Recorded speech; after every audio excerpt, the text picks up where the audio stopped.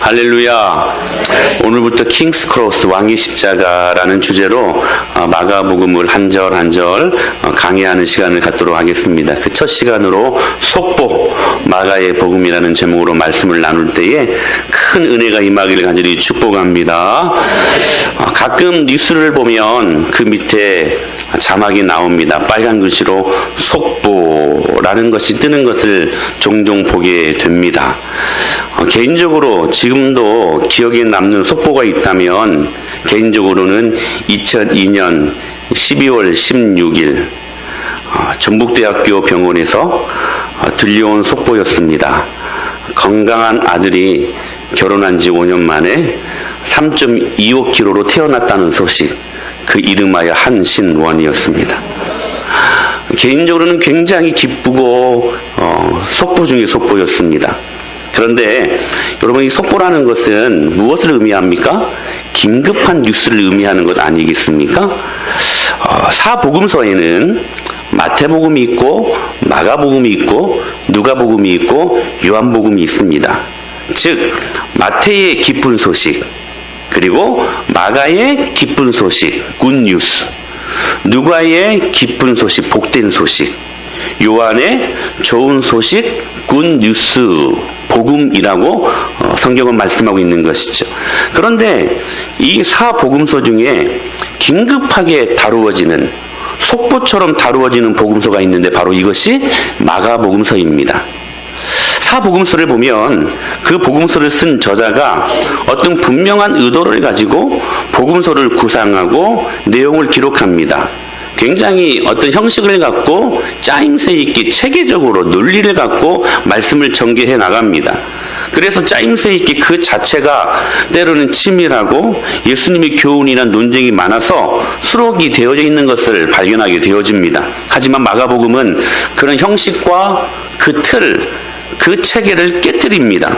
다른 복음서에서 말하는 그러한 교훈이나 어떤 형식, 논쟁을 최소화합니다. 그리고 가급적이면 무엇인가를 긴급하게 말하고 싶어 합니다. 뉴스로 말하면 속보입니다. 빨리, 긴급하게 속보를 말하고 싶어 했던 것입니다. 그 속보가 무엇인가? 예수 그리스도십니다. 1장 1절에 이렇게 긴급한 마음을 갖고 속보를 띄웁니다. 시작. 하나님의 아들 예수 그리스도 복음의 시작이라.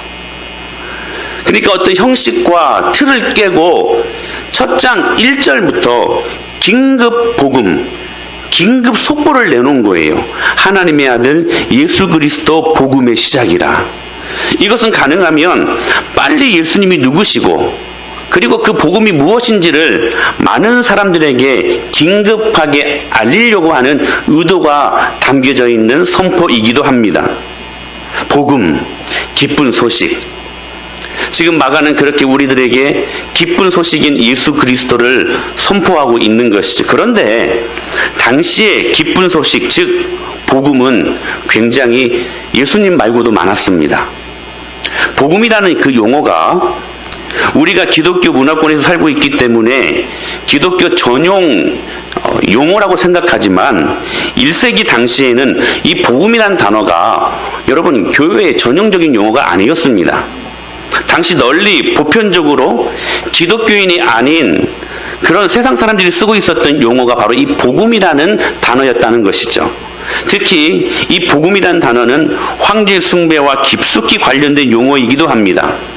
로마 황제 황실에서 만들어 나오는 모든 교시, 모든 칙령, 포고령이 이 많은 모든 땅 백성들에게는 그것 자체가 유앙겔리온, 복음이 되었다는 것입니다. 가령 이런 거예요.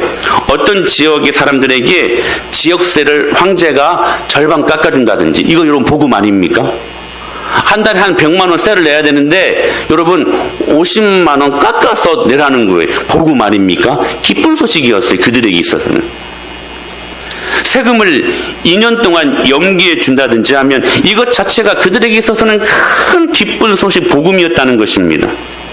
로마 황실에서 어떤 특정 지역에 특별한 식량을 베풀어 주겠다는데 여러분 얼마나 그것이 기뻤겠습니까? 당시에는 아주 보편적으로 쓰여졌던 용어가 바로 이 복음이라는 용어였다는 것입니다. 사실 오늘 우리 시대에도 하나님과 상관없는 그러한 기쁜 소식은 얼마든지 많은 것 같습니다. 우리의 귀를 즐겁게 하고 때로는 가볍게 해주는 복음은 얼마든지 많은 것 같습니다. 이것을 사도 바울이 말하기를 다른 복음이라고 말합니다. 여러분, 어떤 것들이 있을까요? 당시에만 복음, 기쁜 소식이 있었던 것이 아니라 지금 이 시대에도 우리의 귀를 즐겁게 하는 기쁜 소식이 너무 많다는 거예요. 예수님을 믿어도 가령 이런 것 아니겠습니까? 예수님 믿으면 다 형통한다. 그렇다면 여러분 기억하십시오. 제자들은 어떻게 설명할 수 있겠습니까? 그들은 예수님 열심히 믿고 그렇게 증거하다가 여러분 거의 다 순교하지 않습니까? 예수님 잘 믿고 죽었습니다. 여러분 어떻게 예수 믿으면 형통한다 이 말을 할 수 있겠습니까? 다 순교했는데. 모든 믿음의 위인들이 여러분 고난의 역사를 경험합니다. 그들의 모든 히스토리는 여러분 고난의 역사였습니다. 초대교회 성도들은 거의 모두가 사자밥이 되어 죽어갔습니다. 여러분 예수 믿으면 복 받는다? 네, 틀림없는 말입니다. 할렐루야. 네. 여러분 예수님 믿으면 복 받습니다. 네. 그러나 그 과정 속에서 얼마든지 고난과 고통이 임할 수 있다는 것입니다. 여러분 십자가 자체가 고난 아닙니까? 우리는 십자가를 따라가야 되는 사람이 되어야 되지 않겠습니까? 아무든지 나를 따라오려거든 자기를 부인하고 자기 십자가, 예수 믿어서 당하는 고난 이거 지고 예수님 따라가야 된다는 것입니다. 여러분 예수님 믿으면 무조건 잘 된다. 여러분 이거 다른 복음입니다. 고난 속에 주님이라는 보석을 발견할 수 있는 것이지. 할렐루야. 또 이런 복음이 있는 것 같습니다. 긍정의 힘, 적극적인 사고방식. 제가 분명히 말씀드리는데 여러분 예수님 믿으면 긍정의 사람이 되고 적극적인 사고방식을 갖게 되어 있습니다. 그러나 긍정의 힘이 여러분 적극적인 사고방식이 우리 믿음을 만들어 놓는 것은 아니라는 것입니다. 이 사고는 어떤 사고냐면 이런 거예요. 분명히 아담과 우리의 조상 하와가 죄로 넘어진 적이 있었다. 타락한 적이 있다. 그런데 완전히 타락한 것은 아니다. 그래도 회복할 수 있는 의지가 조금은 남아있어가지고 그 의지를 가지고 우리는 얼마든지 긍정의 힘과 적극적인 사고방식을 갖게 되면 I can do it! 할 수 있다! 하는 그러한 신학입니다. 사랑하는 여러분, 하나님이 빠진 긍정의 힘, 하나님이 빠진 적극적인 사고방식, 그래서 내 힘으로 할 수 있다. 내 경험으로 살 수 있다. 내 능력으로도 충분히 살 수 있다 말하는 다른 복음에 현혹되지 마십시오. 우리는 예수님 아니면 살 수 없는 자들임을 믿습니다. 우리는 전적으로 타락하였고 가능성 제로, 아무것도 죄로 말미암아 할 수 없는 무능한 존재가 되었으니 우리가 할 수 있는 건 예수님 믿는 것이고 그 예수님을 믿음으로 말미암아 우리가 살 수 있게 된다는 사실입니다. 그러므로 예수님이 우리의 길이 되십니다. 예수님이 우리의 진리가 되시고 그분만이 우리의 생명 되심을 믿습니다. 다른 복음에 속지 마십시오. 죄송한데 좀 꺼주시면 되겠습니다. 또 다른 복음이 있는 것 같습니다. 이건 굉장히 실제적입니다. 돈입니다. 돈이 모든 것을 다 가능하게 한다고 믿는 거예요. 다른 복음입니다. 여러분 돈은 분명히 유익한 것입니다. 하나님 나라를 위해 여러분 귀하게 쓰임받을 수 있는 참 귀한 도구입니다. 그러나 여러분 하나님 나라는 돈이 하는 게 아닙니다. 도구일 뿐 여러분 하나님 나라를 이루는 것은 돈이 아니라는 거예요. 그런데 많은 교회가 많은 성도가 이 일들 앞에 무너져요. 넘어져요. 그래서 여러분 돈 때문에 염려합니다. 여러분 기억하십시오. 돈은 분명히 하나님이 우리에게 주신 축복된 도구입니다. 저는 여러분들 중에 부자들이 일어날 수 있게 되길 바랍니다. 할렐루야. 거룩한 부자들 되십시오. 예? 아멘. 생각만 해도 좋지 않습니까? 거룩한 부자들 되십시오. 저는 그렇게 기도합니다. 그러나 중요한 것은 뭐냐면 그 유용한 하나님의 도구 돈이 염려의 대상이 된다면, 그 염려의 대상이 되는 한 그 돈은 갑자기 돈 귀신이 되어버립니다. 만몬이 되어버립니다. 그래서 그 사람들에게는 돈이 복음입니다. 돈이 내 수중에 두둑하게 있으면 마음이 평안해요. 든든해요. 그런데요, 돈이 없으면 우울증 생깁니다. 불안해요. 염려가 일어나요. 우리 안에 예수 그리스도로 말미암아 우리 마음속에 평안이 있고 없고가 좌우되어야 하는데, 돈 때문에 때로는 우리들 마음속에 평안하기도 하고 돈이 없어지면 우리들 마음속에 염려와 불안이 일어나기도 한다는 사실입니다. 다른 복음입니다.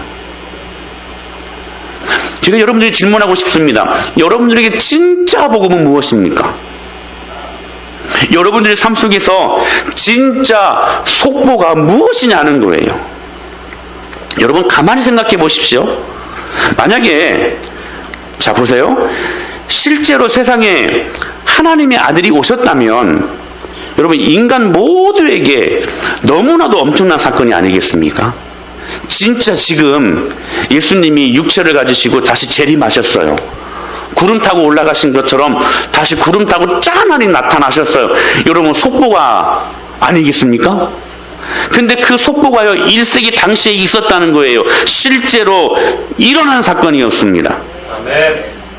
그래서 1절에 이렇게 고백하고 있는 거예요. 다시 한번 시작. 하나님의 아들 예수 그리스도의 복음의 시작이라. 할렐루야. 아멘.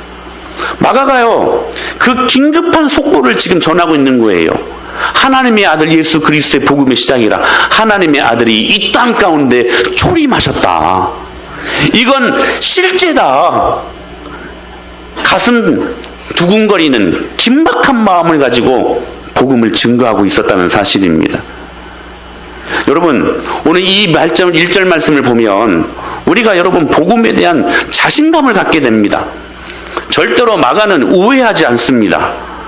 이 복음을 증거하기를 돌려서 말하지 않습니다. 포장하지 않습니다.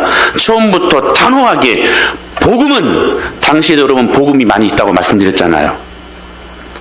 전문 용어가 아니었다니까요. 사람들에게 여러 복음이 있었어요. 여러 기쁜 소식이 있었어요. 근데요 여러분 마가의 복음서를 보면 1장 1절에 그런 복음 다 가짜다. 진짜 복음, 진짜 속보가 여기에 있다. 그것이 무엇인가? 하나님의 아들 예수 그리스도시다. 네. 속보 중에 속보가 예수 그리스도시다. 네. 사랑하는 여러분, 돈 버는 거 중요합니다. 다시 말씀드려요. 거룩한 부자들 되십시오. 네. 그 속된 부자 말고 거룩한 부자 말입니다. 돈 버는 거 중요합니다. 여러분 진학하는 거 중요합니다.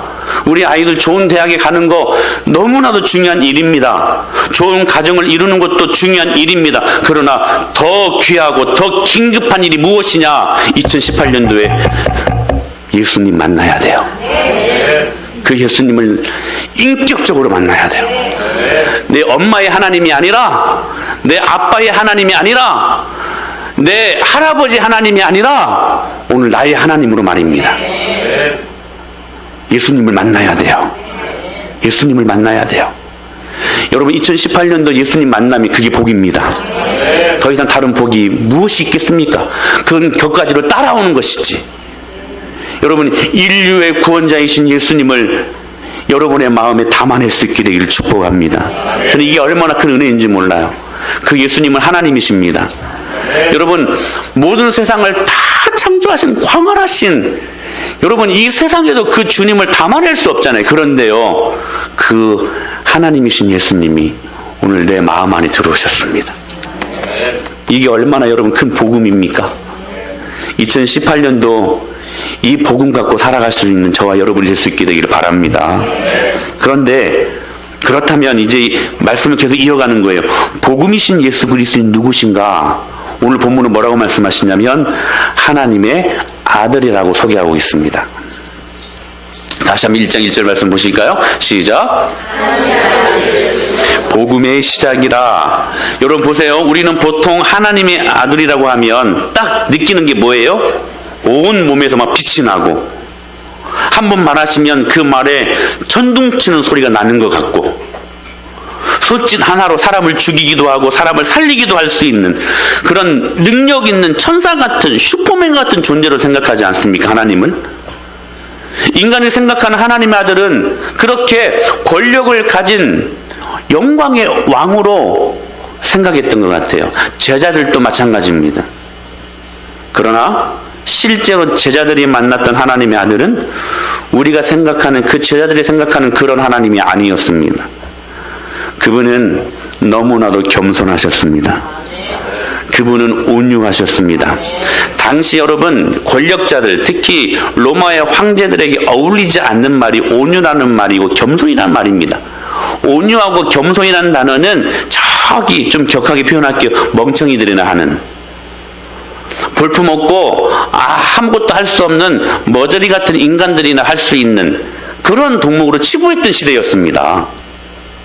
그런데 우리 예수님은 온유하셨습니다. 그분은 친절하셨습니다.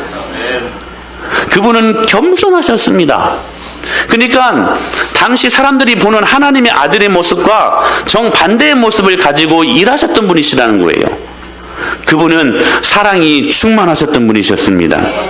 특별히 더 중요한 것, 하나님의 아들이신 예수 그리스도는 어떤 일들에 관심을 많이 가지셨냐면 인간의 죄의 문제에 깊은 관심을 갖고 계셨다는 거예요.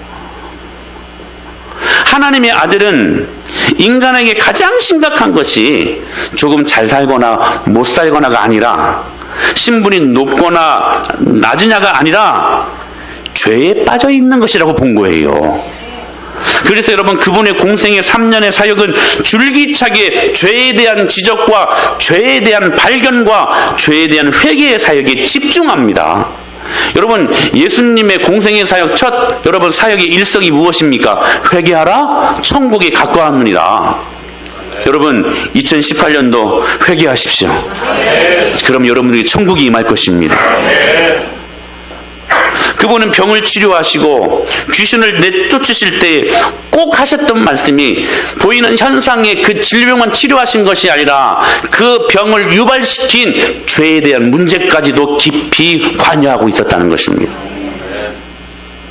그래서 하셨던 말씀이, 꼭 병을 치료하실 때마다, 귀신을 내쫓으실 때마다 항상 하셨던 말씀이 내 죄의 사함을 받았느니라. 여러분 질문합니다.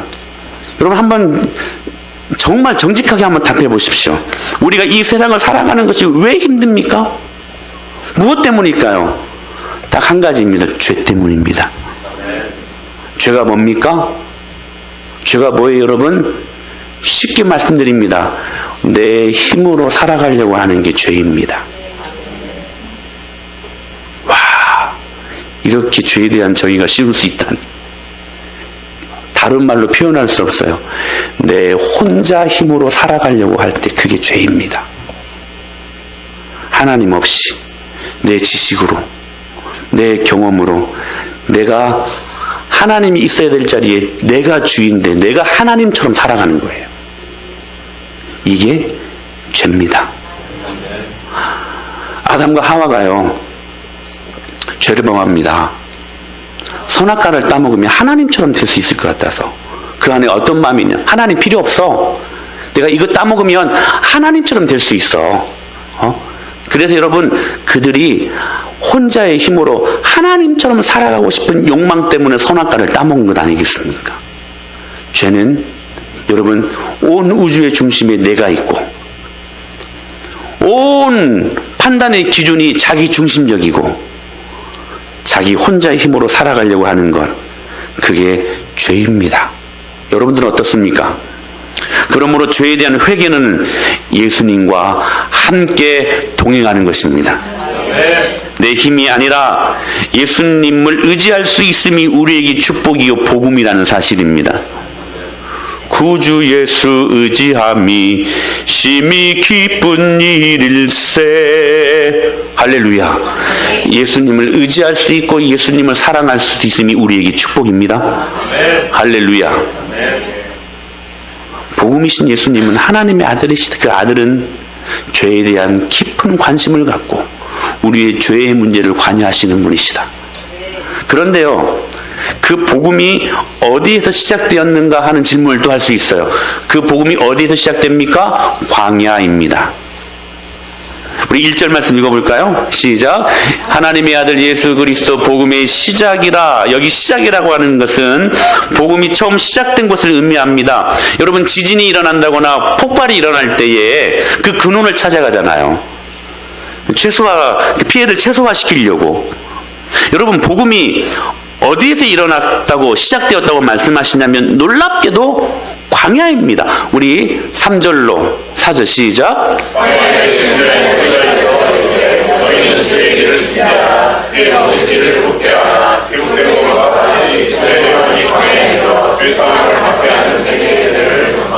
참 재미있는 것은 복음이 시작된 것도 역시 우리의 예상을 빗나가게 해요.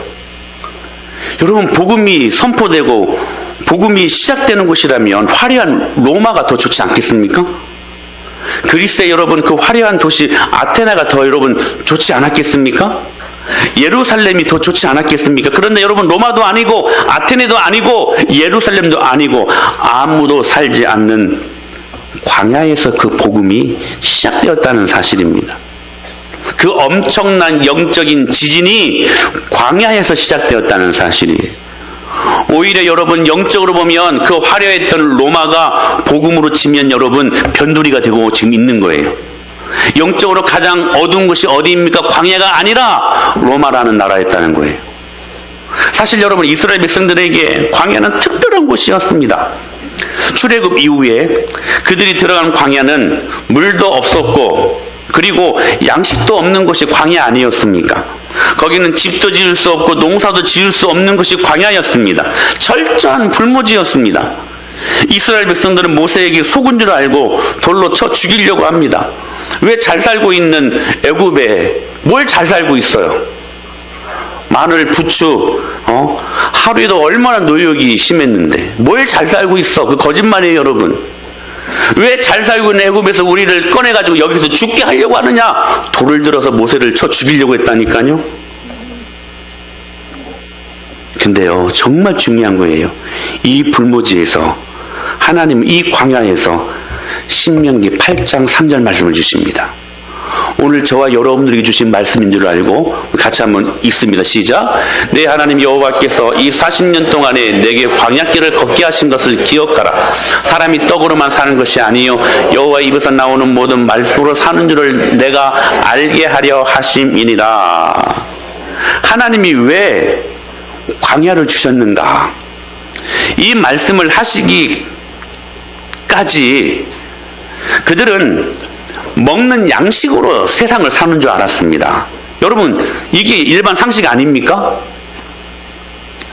그래서 여러분, 양식을 구하는 것이 사람들의 삶의 목표가 됩니다. 심지어는 예수 믿는 우리에게도 오로지 먹고 사는 문제가 우리 삶의 목표가 되어버렸어요. 그래서 이 세상을 살아가기 위해서는 지속적인 수입이 필요하다고 생각합니다. 그래서 온통 세상 사람들의 관심사는 먹을 것, 입을 것, 마실 것에 국한되어 있는 거예요. 여러분, 먹을 것, 입을 것, 마실 것을 구하는 게 죄입니까? 죄 아니에요. 오늘 이 말씀을 잘 보십시오. 사람이 떡으로만 사는 것이 아니요. 무슨 말이에요, 여러분? 떡으로도 살아야 된다는 거예요. 예쁜 옷들도 입어야 됩니다. 사람들이 문화를 영위해야만 합니다. 근데 중요한 것은 뭐냐면 이걸 부인하는 게 아니라 이 입고 먹고 마시고 하는 소위 이 땅에서 필요한 우리들이 이 먹을 것을 찾아다니는 우리의 삶의 목표가 본질이 아니라는 거예요. 본질이 아니라는 거예요.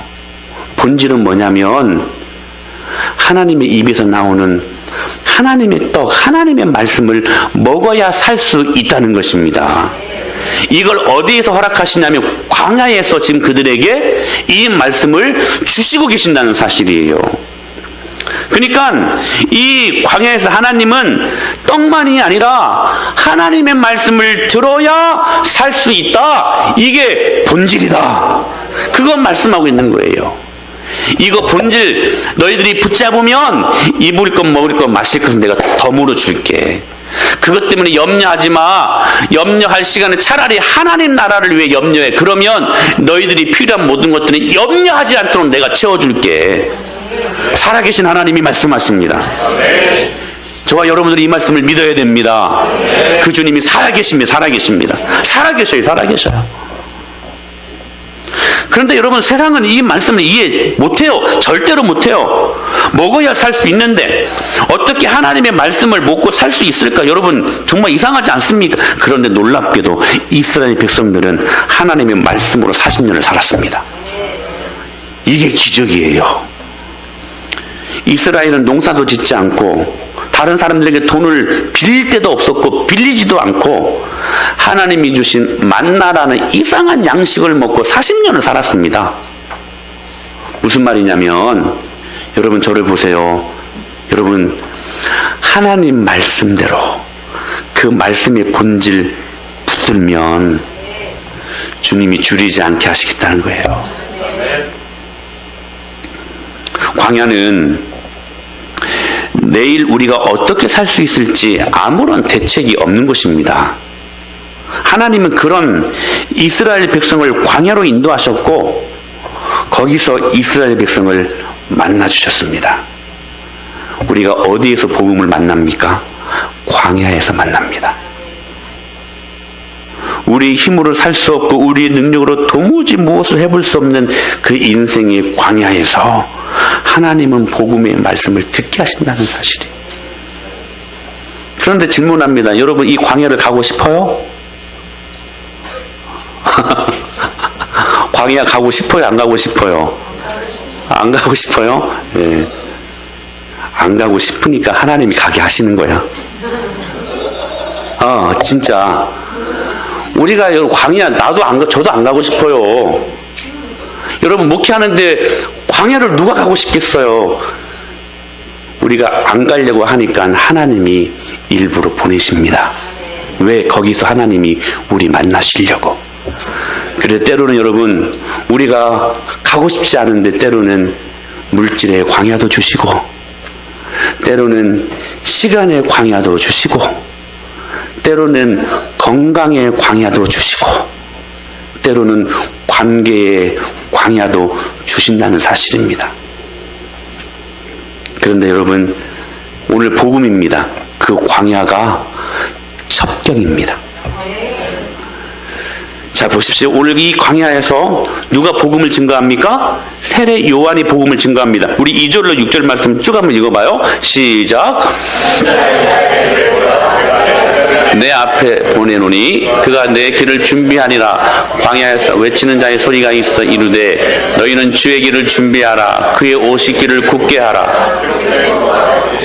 세례 요한이 광야에 이르러 죄사함을 받게 하는 회개의 세계를 전파하니 온 유대 지방과 예루살렘 사람이 다 나아가 자기 죄를 자복하고 요단강에서 그에게 세례를 받더라.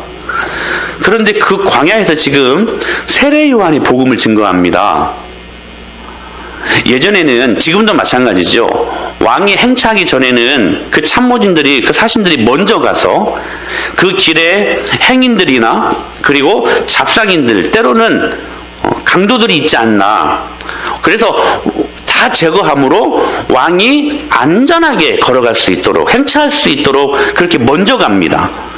길이 막혔으면 길을 뚫어서 지나가게 하는 일을 이 사신들이 먼저 가서 했던 것이지요. 사랑하는 여러분, 예수님은 왕이십니다. 왕으로 오신 예수님, 그 예수님의 오심을 예비하기 위해 세례 요한이 먼저 광야에서 주의 길을 준비합니다. 어떤 모습으로요? 광야에서 외치는 자의 소리로. 이게 중요해요. 여러분, 세례 요한은 성공한 당시 예루살렘의 정치인도 아니었고 유명한 여러분 군인도 아니었습니다. 세례 요한은 이 세상과는 완전히 담을 쌓은 광야의 사람이었습니다. 세례 요한은 여러분 낙타 털옷을 입고 그는 주식이 뭐였어요? 메뚜기였대요. 메뚜기. 여러분 메뚜기 드셔보셨어요? 저 어렸을 때 몇 번 구워 먹었던 것 같아요. 굉장히 고소하고 맛있습니다. 근데 그 주식이 뭐였냐면 메뚜기였대요. 그리고 심심하면 석청이 뭔지 아세요? 들꿀. 그러니까 이렇게 양봉하지 않고 자연적으로 생긴 꿀. 그런 석청을 먹고 건강한 것만 먹고 살았어요. 그러니까 단순히 세상과 담을 쌓은 이상한 사람이 아니라 철저한 광야의 사람이었습니다. 아마 세례 요한이 광야 생활을 시작할 때 그를 붙잡았던 것은 다름 아닌 사람이 떡으로만 사는 것이 아니요 여호와의 입에서 나오는 모든 말씀으로 살 것입니다. 이 말씀 붙들고 살았을 거예요. 왜냐하면 광야에서 신명기 8장 3절 말씀을 주셨기 때문에. 이 세례 요한이 지금 어디 있어요? 지금 광야에 있지 않습니까? 그러니까 그가 붙들고 있었던 말씀은 그 말씀이었어요. 사람이 떡으로만 살 것이 아니요 하나님의 입에서 나오는 모든 말씀으로 살 것이다. 그 말씀 붙들고 살았어요. 그런데 세례 요한이 언제부터인지는 모르겠지만 상당한 시간 동안 광야에서 하나님 말씀 하나만 가지고 살았는데 어느 순간부터서는 세례 요한이 붙든 말씀이 바뀝니다. 바뀌어요. 처음에는 사람이 떡으로만 사는 것이 아니요 하나님의 입에서 나오는 모든 말씀으로 살 것이니라 는 말씀으로 살았는데 어느 순간부터 세례 요한은 광야에서 외치는 자의 소리로 바뀐 인생을 살고 있었다는 거예요. 무슨 말씀일까요? 로고스의 말씀이, 기록된 말씀이 세례 요한에게 레마의 말씀, 그 안에서 역사하는 능력의 말씀으로 변하게 된 순간이었다는 것입니다. 즉 하나님의 말씀이 이론이 아니라, 하나님의 말씀이 사변이 아니라, 좋은 철학이 아니라 광야에서, 즉 삶의 모든 현장 속에서 외치는 자의 소리로, 할렐루야, 즉 말씀의 현장성을 갖고 실제적으로 역사하는 살아있는 말씀의 사람이 되었다는 사실입니다. 사랑하는 여러분, 광야가 어떤 것입니까? 어떻게 가야 할지, 어디로 가야 할지, 어디까지 왔는지 가늠할 수 없는 그곳. 낮에는 장렬하는 태양빛 때문에 5분 이상을 제대로 서 있을 수 없고, 저녁에는 강추위로 말미암아 벌벌 떨어야만 하는, 저녁에 나타나는 출몰하는 여러분 수많은 맹수들과 힘들게 사투를 벌여야만 하는 그 광야. 여러분, 그 광야는 출세의 길도 없고, 그 광야는 성공의 길도 없고, 부자 되는 길도 없습니다. 그야말로 끝없는 불모지입니다. 여기에서 우리는 인생이 망할 것 같고 실패할 것 같은데, 그리고 이 광야에서 방황한 시간은 우리 인생의 타임 스케줄에 의하면 꼭 완전히 낭비한 시간 같은데, 하지만 어느 순간 길을 찾게 됩니다. 그것은 바로 그 광야에서 하나님의 말씀을 붙잡을 때라는 사실이에요. 3절에 이렇게 말씀하시죠? 시작. 광야에 외치는 자의 소리가 있어 이르되 그의 오실 길을, 옛날 성경에서는 이 오실 길을 첩경이라고 이야기합니다. 첩경은 뭐냐면 지름길이에요. 첩경이, 여러분, 지름길이 뭐냐면 지금으로 보면 고속도로에 해당하는 길이에요. 왕들과 그 측근들이 행차하기 위해 만든 가장 빠른 특별한 도로망이 첩경이었습니다. 사랑하는 여러분, 말씀의 현장성을 갖고, 말씀의 그 역사성을 갖고 역동적인 말씀으로 하나님 말씀이 붙잡히면 그 광야에 첩경이 생깁니다. 이게 복음 아닙니까, 여러분? 우리가 상상할 수 없는 지름길이 생긴다는 거예요. 우리의 현상적인 타락한 눈으로 보면 길이 안 보여요. 길이 없어요. 아무리 생각해도 길이 나타나질 않아요. 그런데 하나님 말씀에 붙잡힌 바 되면, 그 말씀이 오늘 나를 살게 하는 능력이 되면, 여러분, 하나님께서 홍해를 갈라서 첩경을 보여주신 하나님을 믿습니다. 할렐루야. 여러분, 홍해 앞에 선 그들이 어떻게 이 바다가 갈라져서 길이 생길 것을 누가 생각했겠습니까? 근데 그 광야, 그 죽을 것만 같은 그 광야, 그 속에서도 하나님 말씀이 붙잡히고 나니까 그 말씀이 우리들의 삶에서 현재성을 갖고 왕성하게 나타날 때에 홍해가 갈라져서 여러분 가장 빠른 길로 걸어갈 수 있는 마른 땅으로 하나님께서 그 첩경을 보여주셨음을 우리는 믿습니다. 즉 하나님과 우리 사이에 고속도로를 만드신 거예요. 고속도로를 만드신 거예요. 그러나 여러분 또 한 가지 생각해야 될 것은 그들이 홍해를 건넙니다. 마른 땅으로 첩경으로 건넙니다. 그런데 먹을 것이 없다고, 마실 것이 없다고 불평하고 원망하자 하나님의 말씀이 떠나버립니다.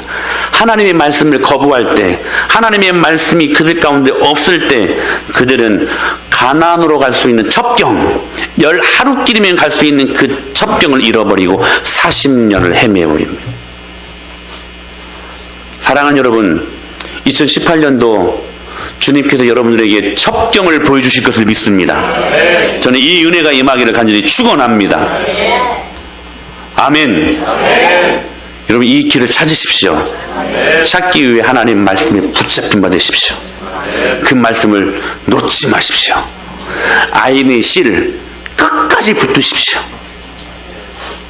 히브리서 10장 20절에 이렇게 말씀하십니다. 시작. 그 길은 우리를 위하여 휘장 가운데를 열어놓으신 새로운 살길이요 휘장은 곧 그의 육신이다. 할렐루야. 말씀에 순종하면 꼭 죽을 것 같았는데 순종하고 나니까 내 인생의 타임테이블에 보니까 그 스케줄을 보니까 순종할 때가, 그 말씀이 붙잡힐 때가 가장 시간 절약이었다. 여러분, 저는 이번 2018년도 첩경으로 하나님이 여러분들을 인도하실 것을 믿습니다. 그분께서 십자가로 새로운 살 길을 열어주셨습니다. 그 길을 걸어가며 주님 기뻐하는 믿음의 삶을 살 수 있었으면 좋겠습니다. 그때 광야에서도 우리는 하나님이 주시는 축복을 경험하는 인생이 되게 하실 것을 믿습니다. 할렐루야.